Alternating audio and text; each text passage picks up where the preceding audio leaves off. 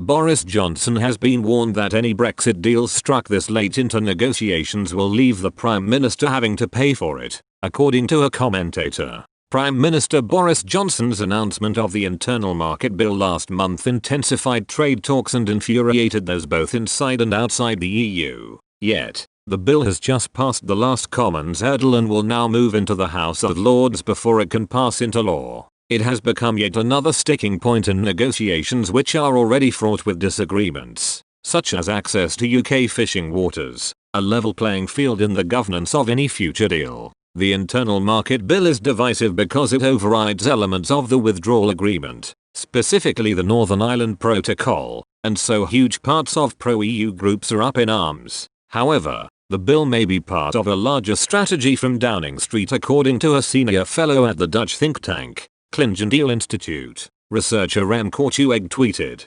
despite, or perhaps, because of the collapse in trust due to the IM internal market bill, a deal between the EU and the UK can still be done, but it will come at a cost, and Boris Johnson will have to pay it. He pointed out that the EU has no intention to freeze the Free Trade Agreement, FTA, talks after the announcement of the internal market bill, but that the bloc will now consider legal action against Number 10. Mr. Korteweg said, Boris Johnson may anticipate this, and want it. Nothing says I'm tough on Brussels than being sued by EU lawyers. He noted that the UK is aware the bloc will only sign an FTA if the contentious elements of the internal market bill are removed. However, writing on Twitter at the weekend, Mr. Korteweg added that the reverse is true as well. Number 10 will only withdraw those elements once the EU has promised to sign a trade deal. As a result, it's in the Prime Minister's interest to wait until after a deal is on the table before making the requested changes to the internal market bill.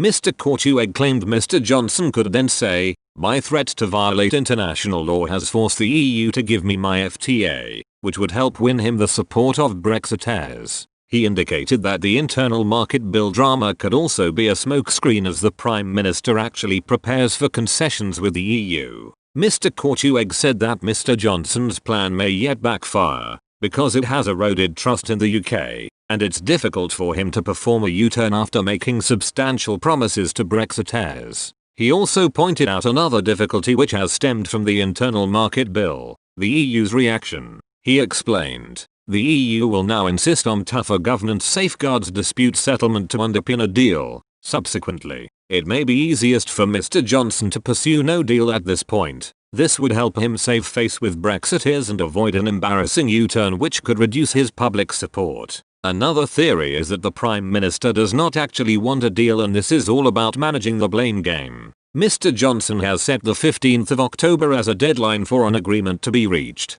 and has claimed if no deal emerges he will walk away from negotiations. The UK will officially leave the EU at the end of this year, with or without a deal.